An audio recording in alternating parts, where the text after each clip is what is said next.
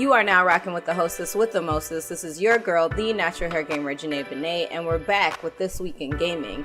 On this edition, we're going to talk about how EA landed a lawsuit for the Madden tournament mass shooting, Asian Games actually giving esports a fighting chance in the Olympics, and the real scums behind the new game, SCUM.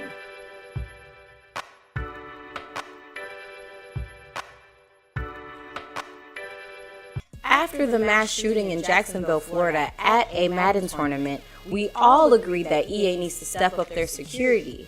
They may be feeling a little bit more pressure in that department since they're being sued by survivor Jacob Middich. Check out this clip of the interview that I live streamed on Twitch with two survivors of the Madden tournament landing shooting. I mean, we're at a gaming tournament. You know what I mean? You're gonna sit in a monitor. You're gonna focus on playing your game, showing everybody your skills. So that would be a situation where you wouldn't think you need top security, but also at the same time too, in the society that we live in, with different mass shootings or even police brutality and all these things that's going on, maybe that's something to consider. So I'm thinking this event here was just really brought awareness, and of course it's okay. Missy Chan, the fan, says the news is saying he had been hospitalized for mental illness twice. Do you think that may have played a part in it? I also saw a tweet early on by Michael Martin. He's now working for Capcom. He's like a super good, I don't think he classifies himself as a journalist, but he's like a super good writer. He said this is not just about him losing. And when I first saw that, I was like, what do you mean? You know, like I thought he was going to try to pin it on mental illness.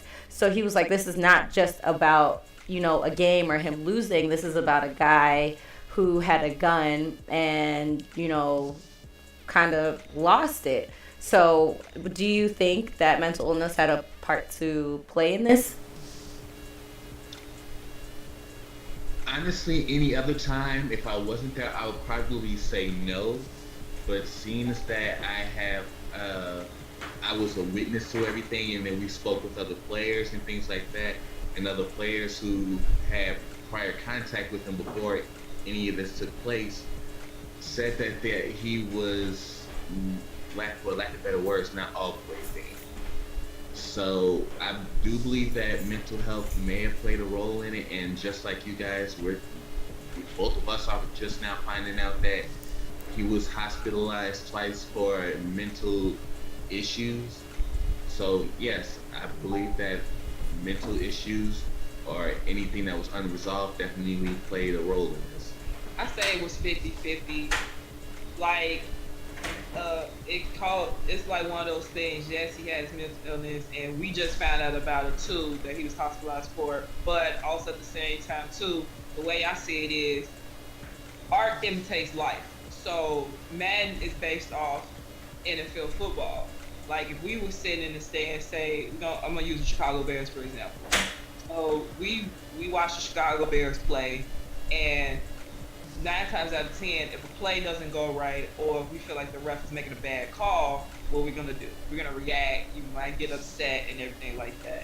So I wouldn't totally rule out that he may or may not have been upset about the game, but also too, I say it goes both ways.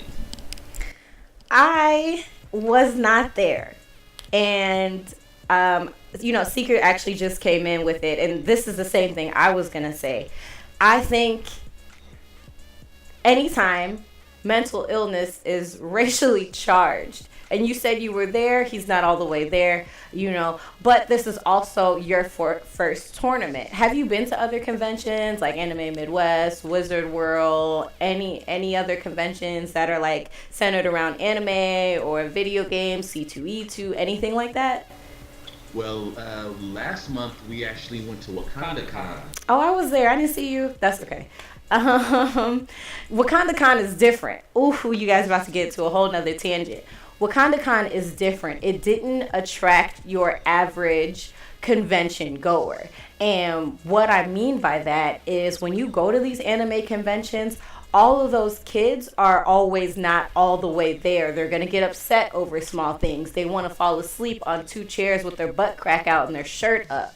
these are the typical con goers, you know what I'm saying? Where they're real messy and their emotional intelligence is about like of a 2-year-old. You know, I'm not being funny. This is just me going to different cons. I was just at a con this weekend and it was the same thing. You see these same kids who, you know, they want to be in an anime so bad and they want to be the main protagonist and they want things to go their way. So when it doesn't, they think the world is against them and they act out dramatically like they see in these animes and these TV shows.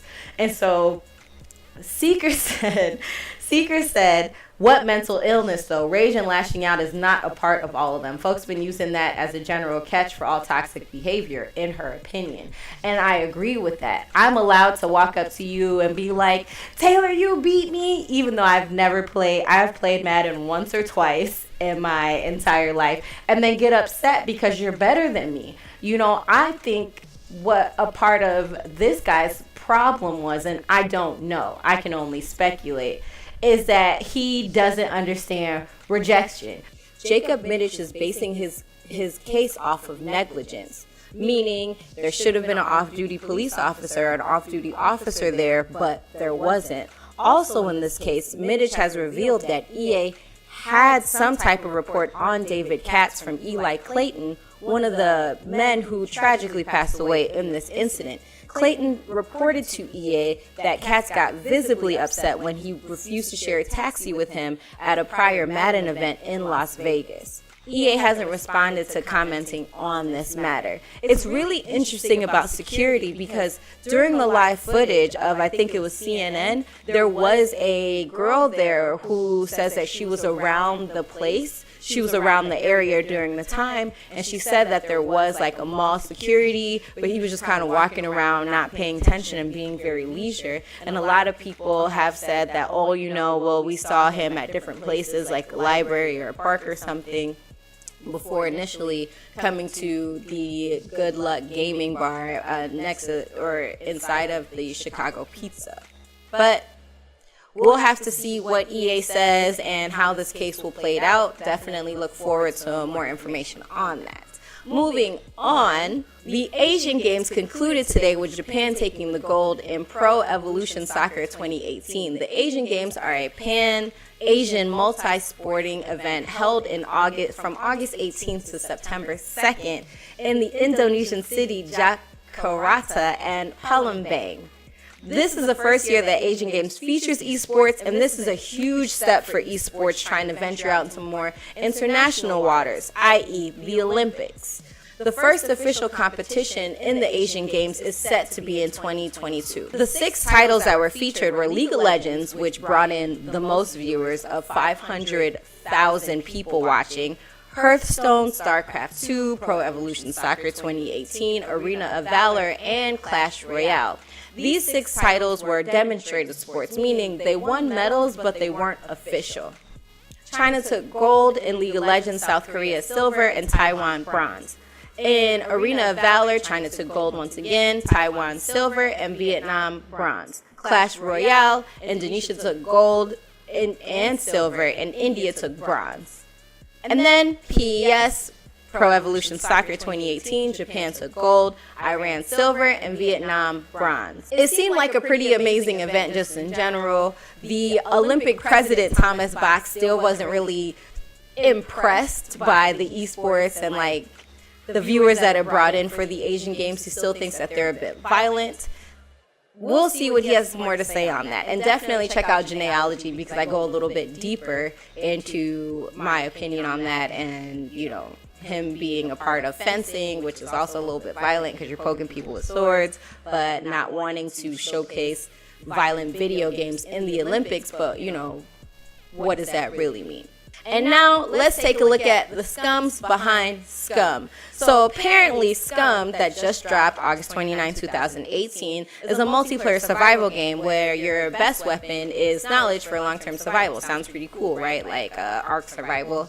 I think it kind of follows that trail. SCUM received a lot of support when it dropped. I was thinking about picking up SCUM, but then some people noticed a Nazi tattoo and got to Reddit and were pretty much asking for people's thoughts and ideas on this. And at first, people were speculating, like, oh, maybe they're prisoners, so it's a tattoo, so it's lore. Other people were like, it's not a big deal, it's just a tattoo in a game, you know, this generation's a bunch of pansies, blah, blah, blah. Ultimately, the community manager, Zenz Olaf, said it's a texture in a game and the community shouldn't be offended by it, and if you are, don't play the game. It turns out the tattoos have nothing to do with the lore and that they're just there. When Devolver got a hit of this, they immediately apologized and retracted, and now it is removed from the game.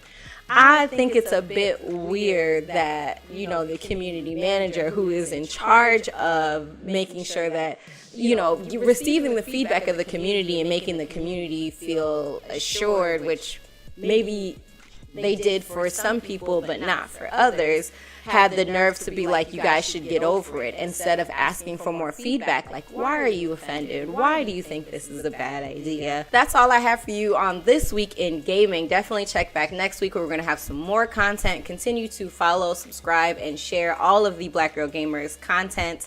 You can check out my content on my YouTube page, as well as Junaeology, which gets more into my opinion on everything I just talked about in here. My links are in the description. BGG's links are in the description, and the editor links are also in the description. Until next time.